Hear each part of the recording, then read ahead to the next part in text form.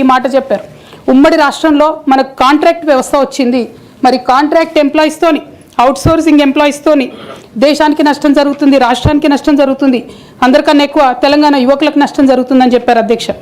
ఆనాడు వారు సరదాగా ఒక మాట అనేవాళ్ళు, అందరికీ కాంట్రాక్ట్ పోస్ట్ ఉంది, మరి ముఖ్యమంత్రికి కూడా కాంట్రాక్ట్ పోస్ట్ ఉంటుందా అని చెప్పి ప్రశ్నించేవారు అధ్యక్ష. కానీ తెలంగాణ వచ్చిన తర్వాత 10 ఏళ్లలో కూడా కాంట్రాక్ట్ వ్యవస్థను మనం రద్దు చేసుకోలేకపోయినాం అధ్యక్ష. అది కాకుండా అవుట్సోర్సింగ్ ఎంప్లాయీస్ అవుట్సోర్సింగ్ వ్యవస్థను పెంచి పోషిస్తూ పోయినాం అధ్యక్ష. బాధతో చాలా ఆవేదనతో నేను ఈ మాటలు చెప్తా ఉన్నా అధ్యక్ష. తెలంగాణ సమాజానికి ఏదైతే ప్రశ్నించడం నేర్పించినటువంటి బీఆర్ఎస్ పార్టీ అధ్యక్ష, అంతర్గత వేదికలలో అనేక సందర్భాలలో నేను ప్రశ్నిస్తే అధ్యక్ష నా మీద కక్ష కట్టారు అధ్యక్ష.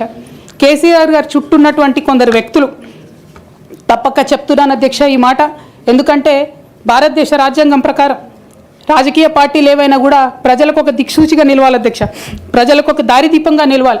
పార్టీలోనే అంతర్గత ప్రజాస్వామ్యం లేకపోతే రాష్ట్రంలో ఎట్లా ప్రజాస్వామ్యం ఉంటుందనే విషయాన్ని కూడా మనందరం గమనించాలి. కాబట్టి ఈ మాట చెప్తా ఉన్నాను అధ్యక్ష.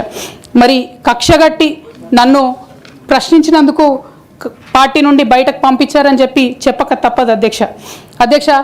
మొదటి సంవత్సరం నుంచే రాష్ట్ర స్థాయి నిర్ణయాలలో ఎక్కడ కూడా నా పాత్ర లేకుండా కట్టుబడి చేసినారు అధ్యక్ష.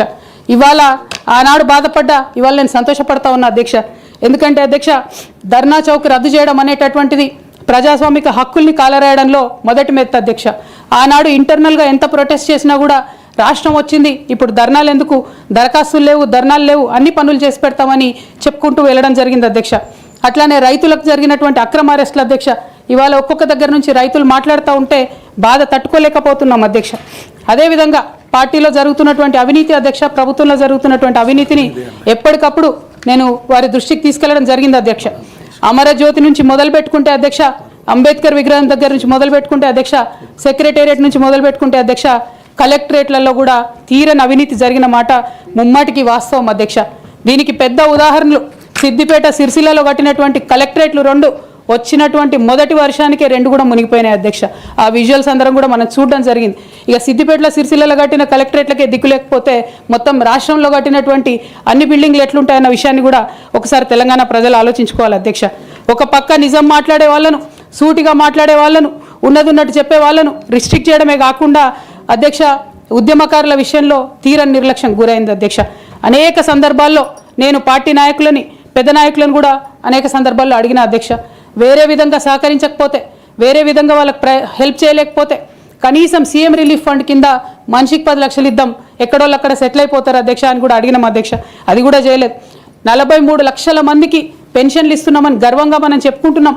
ఉద్యమకారులు కాన్స్టిట్యున్సీకి 1000 మంది కూడా ఉండరు. ఆ 1000 మందిని పట్టుకుంటే ఇంకో 1,00,000 మందికి ఎక్కువవుతుంది.